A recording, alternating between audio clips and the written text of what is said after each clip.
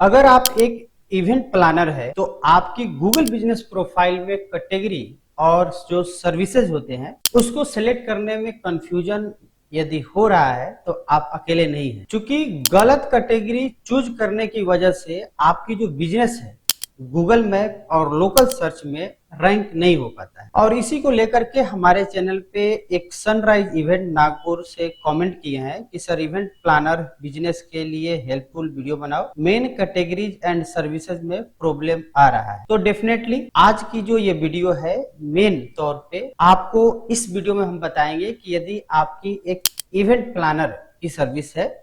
और उस बिजनेस के लिए कौन सी कैटेगरीज या किस तरह की सर्विसेज को ऐड करना जरूरी है ताकि आपकी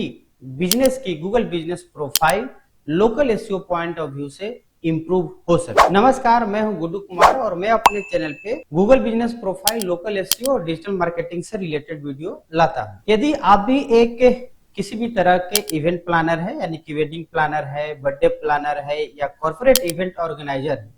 या इवेंट मैनेजमेंट कंपनी चलाते हैं, तो डेफिनेटली आज की ये वीडियो आपके लिए इंपॉर्टेंट है और उम्मीद है कि आप इस वीडियो को अंत तक देखिएगा, क्योंकि आप भी चाहते हैं कि आपकी भी बिजनेस लोकली रैंक करे तो इन चीजों को इंप्लीमेंट करना जरूरी होगा। तो सबसे पहले बात कर लेते हैं मेन कैटेगरी की। जैसा कि हम लोग जानते हैं गूगल बिजनेस प्रोफाइल में आपको दो तरह के कैटेगरी ऐड करने का ऑप्शन होता है। पहला होता है मेन कैटेगरी, उसके बाद होता है सब कैटेगरी या सेकेंडरी कैटेगरी कह सकते हैं। यहाँ आपको ऑप्शन मिलता है कि मेन कैटेगरी में एक कैटेगरी को आपको सिलेक्ट करना होता है और सब कैटेगरी में अप टू 9 सब कैटेगरी आपको ऐड करने का ऑप्शन मिलता है। लेकिन सबसे बड़ी बात यह है कि आपको जो मेन कैटेगरी है, जिसको प्राइमरी कैटेगरी भी कहते हैं, उसमें आपको क्या ऐड करना है। हालांकि इसको ऐड करना प्रैक्टिकली बहुत सिंपल है। आपको सिंपली गूगल बिजनेस प्रोफाइल के डैशबोर्ड में जाना है और वहां एडिट प्रोफाइल पर क्लिक करके सिंपली आप कैटेगरी सेक्शन में चले जाएंगे। लेकिन ध्यान देने वाली बात यह है कि जो आपका प्राइमरी बिजनेस होता है उसी को आपको मेन कैटेगरी में रखना है। जैसे एग्जांपल के लिए आप इवेंट प्लानर है या event management company, wedding planner, party planner, ये सारे कैटेगरी इवेंट प्लानिंग में ही आते हैं। लेकिन आपको चूंकि प्राइमरी कैटेगरी ऐड करनी है, एग्जांपल के लिए आप सभी तरह के इवेंट प्लानिंग करते हैं या इवेंट प्लानर है, लेकिन आपकी बिजनेस में जो सबसे ज्यादा रेवेन्यू है, मान सकते हैं कि मोर देन 70% रेवेन्यू वेडिंग से आता है, तो आपकी जो मेन प्रायोरिटी होनी चाहिए वो है आपका वेडिंग प्लानर के रूप में। तो यहाँ पे आपकी जो प्राइमरी कैटेगरी है वो वेडिंग प्लानर सेट करनी होगी। यदि आपको लगता है कि नहीं, हमको तो ओवरऑल सभी तरह के जो इवेंट्स है उसको हैंडल करते हैं और सभी तरह के इवेंट्स की जो आपके पास ऑर्गेनाइज होता है वो बराबर लगभग रहता है, तो उस स्थिति में आपका इवेंट प्लानर बेस्ट रहेगा।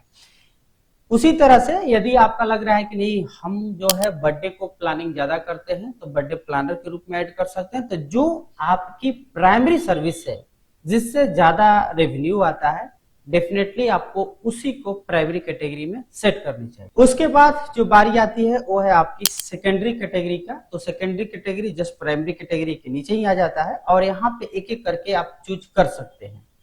यहाँ पे एग्जाम्पल के लिए जैसे वेडिंग सर्विस हो गया, कॉर्पोरेट इंटरटेनमेंट सर्विस हो गया, पार्टी इक्विपमेंट रेंटल सर्विस हो गया, कॉन्फ्रेंस सेंटर हो गया या वेडिंग वेन्यू हो गया, ये अलग अलग सब कैटेगरी हो सकता है। यहाँ पे आपको जो मेन चीज ध्यान रखने वाली है वो ये कि आप उसी कैटेगरी को एज ए सब कैटेगरी में ऐड करें जो रियल में आप वो सर्विस प्रोवाइड करते हैं, क्योंकि केवल कैटेगरी भर देने से रैंकिंग इंप्रूव नहीं होता है, गूगल रिलेवेंसी को भी देखता है। तो इस चीज का जरूर ध्यान रखिए कि आप 9 सब कैटेगरी दिया है तो 9 को भरना जरूरी नहीं है, रिलीवेंट होना जरूरी है। उस स्थिति में भले ही आपका एक प्राइमरी कैटेगरी और 4 या 5 ही सब कैटेगरी है, तब पर भी वो बेस्ट परफॉर्म करेगा आपकी रैंकिंग को इंप्रूव करने के लिए, बजाय कि आप 9 सब कैटेगरी भर दिए और वैसे का सब कैटेगरी भर दिए जिसकी कि आप एक तरह से वो सर्विस ही प्रोवाइड नहीं करते हैं, तो फिर उससे कोई फायदा नहीं होने वाला। तो कैटेगरी को समझने के बाद अब आते हैं हम लोग जो कि है सर्विस सेक्शन पर। सर्विस सेक्शन ऐड करना भी बेहद आसान है। आपको सिंपल गूगल बिजनेस प्रोफाइल के डैशबोर्ड में जाना है और यहीं से आपका एडिट सर्विस ऊपर ही ये ऑप्शन दिख जाता है। अब यहाँ पे बहुत सारे जो इवेंट प्लानर है वो गलती क्या करते हैं कि सर्विस में जो कीवर्ड बेस्ड ऑप्शन होते हैं उसको ऐड नहीं करते। वो सिंपली जैसे मान के चलिए एग्जांपल के लिए आपकी वेडिंग प्लानिंग है या birthday event planning, corporate event planning, anniversary party planning, इसके बाद डेस्टिनेशन वेडिंग प्लानिंग,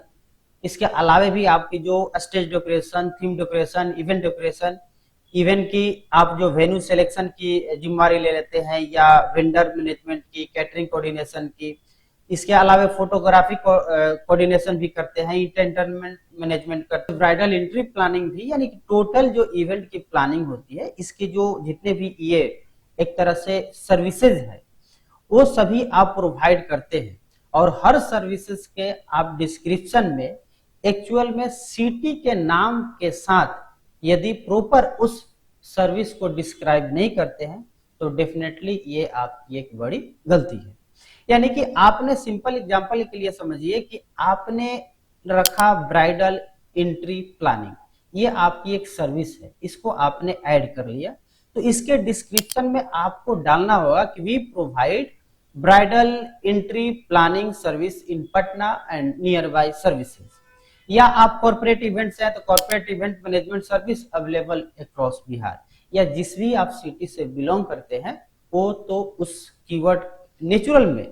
कीवर्ड में एज ए नेचुरल कीवर्ड उसमें ऐड होना चाहिए। तो सर्विस सेक्शन में दो चीजें इंपॉर्टेंट हो गई, एक तो हो गई कि जो आप सर्विस प्रोवाइड करते हैं उसकी आप जो टाइटल लिखते हैं, और दूसरी जो कि डिस्क्रिप्शन, और डिस्क्रिप्शन में आपको नेचुरली कीवर्ड यूज करना है उस सर्विस के साथ, आपके सिटी यानी एड्रेस को भी ध्यान में रखना जरूरी है। सबसे इंपॉर्टेंट चीज कि आपकी जो लोकल एसईओ सीक्रेट के रूप में काम करता है वो है कैटेगरी और सर्विसेज के साथ आपके जो कीवर्ड्स होते हैं, खासतौर पे जो आपके सिटी में जो अधिकांश यूजर या कस्टमर के द्वारा जो कीवर्ड रिसर्च किया जा रहा है उसको इग्नोर करना बहुत बड़ी गलती हो जाती है।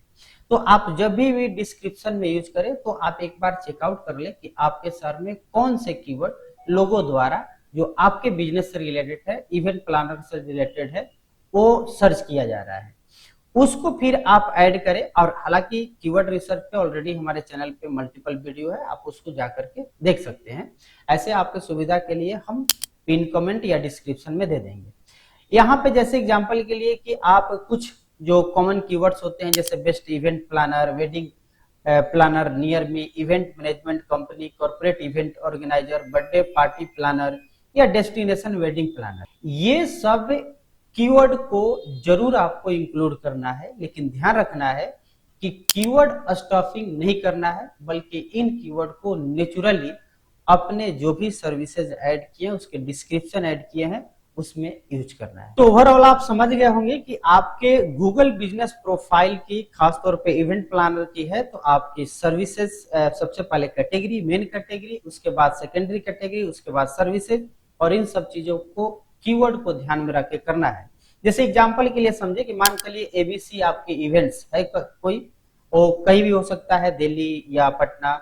और यहाँ पे प्राइमरी जो कैटेगरी है वो आपको इवेंट प्लानर रख लिया, सेकेंडरी कैटेगरी में आपने वेडिंग प्लानर, पार्टी प्लानर और इवेंट मैनेजमेंट कंपनी रख ली है। उसी तरह से यदि आप सर्विसेज में आते हैं तो wedding planning, birthday planning, corporate event, stage decoration, venue management, ये कुछ सर्विसेज आप ऐड किए और साथ में कीवर्ड को इंक्लूड करते हुए इसके डिस्क्रिप्शन भी लिख लिए। ये सेटअप लोकल एसईओ के लिए काफी स्ट्रॉन्ग माना जाता है, और खास तौर पे यदि आप इवेंट प्लानर हैं तो। उम्मीद है कि ये वीडियो इवेंट प्लानर के लिए कैटेगरी और सर्विसेज को जो मेन आपकी एक तरह से रिकमेंडेशन था वीडियो के लिए, ये आपको समझने में बहुत ही हेल्प करेगा। उम्मीद है कि ये वीडियो आपके काम की लगी होगी, तो आप ये वीडियो जरूर लाइक कर दीजिएगा। इसके अलावा आपके पास कोई भी क्वेश्चन, डाउट, कंफ्यूजन या मेरे लिए सजेशन हो तो आप कमेंट बॉक्स में बता दीजिएगा।